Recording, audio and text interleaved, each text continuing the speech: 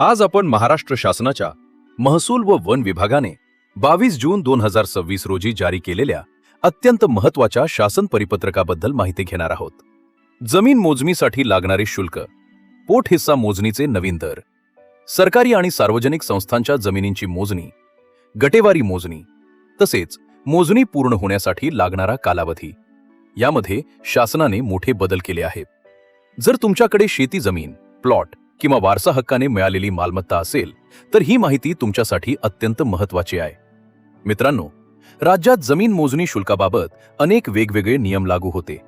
त्यामुळे शेतकरी, जमीनधारक आणि सर्वसामान्य नागरिकांमध्ये अनेकदा संभ्रम निर्माण होत होता. या पार्श्वभूमीवर जमाबंदी आयुक्त आणि संचालक भूमी अभिलेख यांनी पूर्वी दिलेल्या आदेशांमध्ये सुधारणा करून शासनाने आता एकत्रित आणि सुलभ नियमावली जाहीर केली आहे. यामुळे जमीन मोजणी प्रक्रिया अधिक पारदर्शक आणि सोपी होणार आहे. सर्वप्रथम महानगरपालिका किंवा नगरपालिका हद्दीबाहेरील ग्रामीण भागातील जमिनींबद्दल बोलूया. जर एखाद्या धारकाच्या एका सर्व्हे नंबर किंवा गट नंबर मधील जमीन 2 हेक्टर पर्यंत असेल तर नियमित मोजणीसाठी 2000 रुपये शुल्क आकारले जाईल. जर अर्जदाराला द्रुतगतीने मोजणी हवी असेल तर त्यासाठी 8000 रुपये शुल्क भरावे लागेल. 2 हेक्टरपेक्षा जास्त क्षेत्र असल्यास प्रत्येक अतिरिक्त 2 हेक्टर किंवा त्याच्या भागासाठी नियमित मोजणीचे 1000 रुपये आणि द्रुतगती मोजणीचे 4000 रुपये शुल्क आकारले जाईल. यामध्ये हद्द कायम, कोर्ट कमिशन आणि सामिलीकरण यांसारख्या मोजण्यांचा समावेश आहे. या परिपत्रकातील सर्वात महत्त्वाचा आणि नागरिकांसाठी दिलासादायक निर्णय म्हणजे पोट हिस्सा मोजणी शुल्क. कौटुंबिक वाटणी, नोंदणीकृत वाटणीपत्र, कोर्ट आदेशानुसार विभाजन किंवा महाराष्ट्र जमीन महसूल अधिनियम 1966 च्या कलम 85 अंतर्गत होणाऱ्या विभाजनासाठी आता प्रत्येक पोट हिस्स्यासाठी फक्त 200 रुपये शुल्क आकारले जाणार आहे. उदाहरणार्थ, एखाद्या सर्वे नंबरमध्ये 5 पोट हिस्से असतील तर संपूर्ण मोजणीसाठी फक्त 1000 रुपये शुल्क भरावे लागेल. मात्र यासाठी एक महत्त्वाची अट आहे. त्या सर्वे नंबरमधील सर्व पोट हिस्स्यांची मोजणी एकाच वेळी करणं आवश्यक राहणार आहे. आता शहरी भागातील जमिनींबद्दल माहिती घेऊया. महानगरपालिका, नगरपालिका किंवा नगरपंचायत हद्दीतील जमिनींसाठी स्वतंत्र शुल्क निश्चित करण्यात आले आहे. 1 हेक्टरपर्यंतच्या भूखंडासाठी नियमित मोजणी शुल्क 3000 रुपये असेल तर द्रुतगती मोजणीसाठी 12000 रुपये भरावे लागतील. जर क्षेत्रफळ 1 हेक्टरपेक्षा जास्त असेल तर प्रत्येक अतिरिक्त हेक्टरसाठी नियमित मोजणीचे 1500 रुपये आणि द्रुतगती मोजणीचे 6000 रुपये शुल्क आकारले जाईल. शहरी भागातील पोट हिस्सा मोजणीसाठीही शासनाने स्पष्ट दर निश्चित केले आहेत. प्रत्येक पोट हिस्स्यासाठी नियमित मोजणी शुल्क 1000 रुपये आणि द्रुतगती मोजणी शुल्क 4000 रुपये असेल. म्हणजेच 5 पोट हिस्से असल्यास नियमित शुल्क 5000 रुपये आणि द्रुतगती शुल्क 20000 रुपये होईल. त्यामुळे शहर आणि ग्रामीण भागातील शुल्कामध्ये स्पष्ट फरक ठेवण्यात आला आहे. याशिवाय शासनाने सार्वजनिक संस्थांना काही प्रमाणात दिलासा दिला आहे. महानगरपालिका, नगरपालिका, नगरपंचायत, विविध प्राधिकरणे आणि महामंडळांच्या मालकीच्या जमिनी किंवा मालमत्तांच्या मोजणीसाठी नियमित दराच्या केवळ 50% शुल्क आकारले जाईल.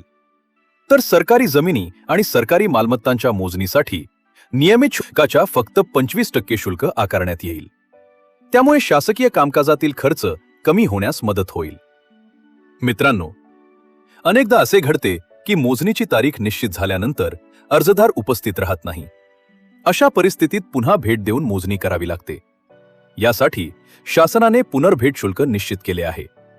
हे शुल्क मूळ मोजणी शुल्काच्या 50% किंवा 10,000 रुपये यापैकी जी रक्कम कमी असेल ती आकारली जाईल. मात्र जर भूमापक स्वतःच मोजणीच्या दिवशी अनुपस्थित राहिला असेल तर अर्जदाराकडून कोणतेही पुनर्भेट शुल्क आकारले जाणार नाही. त्याऐवजी नवीन तारीख देण्यात येईल. या परिपत्रकामध्ये उच्च तपासणी किंवा निमताना मोजणीबाबतही स्पष्ट नियम करण्यात आले आहेत. जर एखाद्या मोजणीच्या कामाची वरिष्ठ अधिकाऱ्यांकडून तपासणी करायची असेल तर त्यासाठी अतिरिक्त शुल्क भरावे लागेल.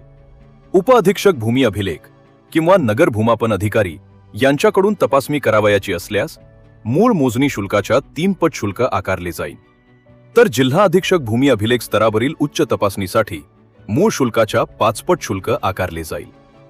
गटेवारी विकास कायद्याअंतर्गत होणाऱ्या मोजणीसाठीही स्वतंत्र नियम करण्यात आले आहेत.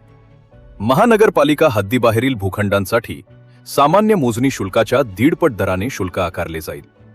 तसेच महानगरपालिका किंवा नगरपालिका हद्दीतील भूखंडांसाठी देखील संबंधित मोजणी शुल्काच्या 1.5 पट दर लागू राहतील. विशेष म्हणजे अर्ज फक्त एका भूखंडासाठी केला असला तरी प्रत्यक्ष मोजणी करताना संपूर्ण सर्वे नंबर किंवा गट नंबरची मोजणी केली जाईल. आता सर्वात महत्त्वाच्या मुद्द्याकडे येऊया, तो म्हणजे मोजणी पूर्ण होण्यासाठी लागणारा कालावधी. अनेक नागरिकांची तक्रार असते की मोजणीसाठी अर्ज केल्यानंतर महिनोन्महिने प्रतीक्षा करावी लागते. यावर उपाय म्हणून शासनाने निश्चित कालमर्यादा जाहीर केली आहे.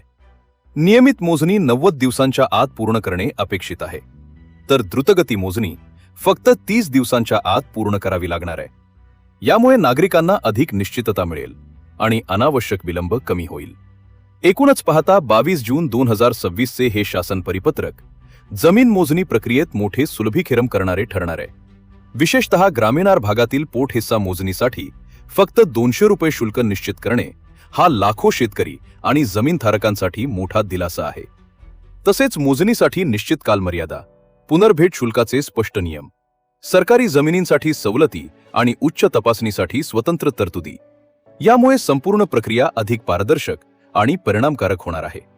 त्यामुळे जर तुम्ही जमीन मोजणी, हद्द कायम, वाटणी किंवा पोट हिस्सा संबंधित कोणतेही काम करण्याचा विचार करत असाल तर या नवीन नियमांची माहिती असणे अत्यंत आवश्यक आहे. धन्यवाद.